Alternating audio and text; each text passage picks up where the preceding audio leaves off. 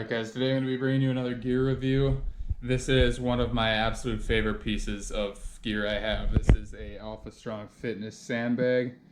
I've had this one for I believe 9 years, and I have an 80-pounder right here on the bottom shelf of my little workout storage area. So this one's 50 pounds. That one's gotten quite a bit more use and the labels are all worn off, but this one still looks nice.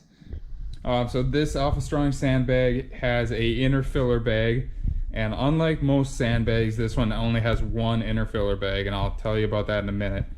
So it has one inner filler bag, and then the outer bag is what you see right here. So it's got two different bags to kind of hold that sand in, make sure it doesn't get out at all. I've thrown this thing from overhead several times. I've thrown it from my shoulder hundreds of times, and this thing is still holding up like a champ. It does not leak at all. It's very sturdy, very rugged. The handles are all good, and let's check out the handle placements quick. So we got one on each side.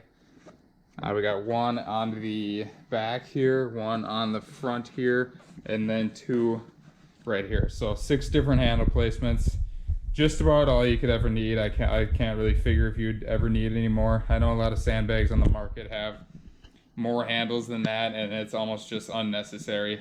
And a lot of times I just find myself gripping the actual sandbag to work on my grip strength too. So yeah, these handles are absolutely great. The one modification I did to all of them is they have like a hard piece of tubing in there to kind of like give you something to hold on to. I really did not like that because it would just dig into my shoulders, it dig into my neck or my back if I'm doing weighted push-ups, and it just wasn't comfortable. So what I did, I took a knife and just right along the middle, I cut, and I think I probably cut about a 2-inch hole right here, and then you can just open that little hole up and pull that tubing out of there. You don't really need to do it, but I definitely recommend it if you're getting these. It didn't damage the handle at all. I'm just cutting into this kind of thinner part right here. Like there's a thick double reinforced outer stitching here and here. I just cut a little bit on the inside of that and just pulled that tubing out on every handle on here. So yeah, I'd highly recommend that. So if you're unfamiliar with sandbags, these are super versatile. The nice thing about them is, unlike bars or anything where that weight is on like this little area on like a barbell, you could never set a barbell on your shoulder with very much weight on it and be comfortable because it digs in. But since this weight is so spread out, you can easily throw it on top of your shoulder, on your back like you do a typical back squat. You can hold it in the front rack position. You can hold it by the handles on the side, do farmer walks, anything like that. So you're really only limited to your imagination. There's vast resources on YouTube about sandbags, and you're limited to your imagination. There's so many different things you can do with them, and even just thinking about it, just throwing it on your shoulder and doing squats, lunges, step ups, anything like that. You can get tons of exercises just putting on your shoulder, and then you can put it on your back for weighted push-ups. That's one of the things I use it for the most also. You can use it for carries, deadlifts, single leg deadlifts. So yeah, very, very versatile piece of equipment. Now the reason I really like this one with the single filler bag is that the filler bags tend to kind of get jumbled up. I used to have another sandbag by a different company, actually 2 different companies.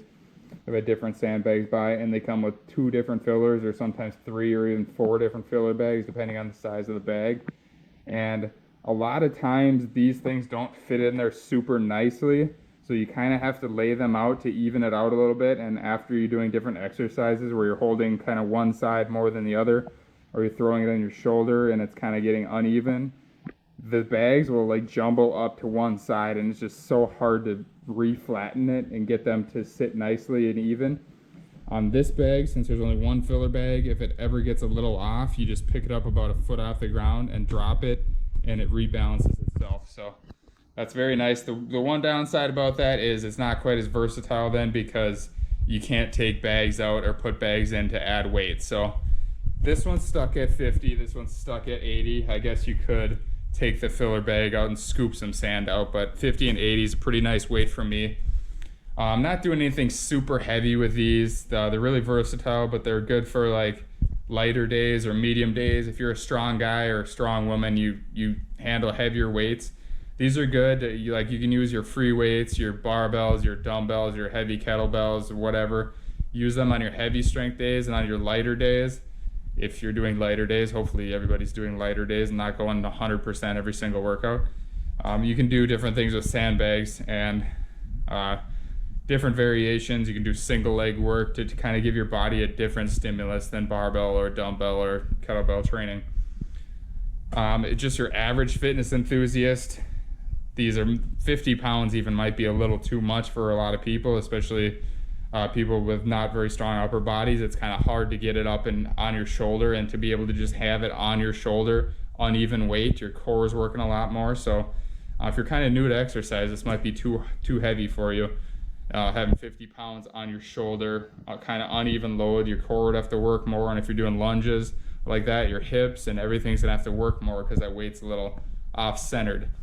For stronger people, it's not an issue, and that's actually a benefit, but for beginners, I probably wouldn't get a sandbag, definitely not one this heavy. Once you have a good foundation of body weight strength and just basic strength levels, sandbags are an awesome tool. They're not going to replace your other stuff, but they are so versatile. They're so cheap. I mean, they're kind of expensive. It's probably 120 bucks or something like that, but it lasts me 9 years, and it still looks pretty much as good as new, besides where I cut the handles. And this thing will probably be with me for the rest of my life. And you can just do so many different things. If you're not a die-hard exercise enthusiast, you're not trying to be a power lifter or be a CrossFit athlete or anything like that, you just want a simple piece of equipment you can throw under your bed or throw in a closet and bring it out and do some basic workouts just to stay in fairly good shape and feel good about yourself.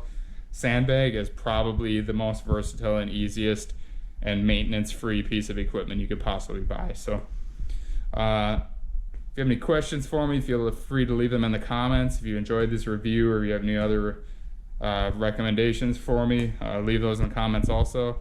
If you like this channel, please consider subscribing and put some more equipment reviews on here and some more home workouts, and also the other part of my channel, fishing videos. So if you like fishing or you like working out at home and you want to see some good fitness gear reviews and workouts, subscribe to the channel.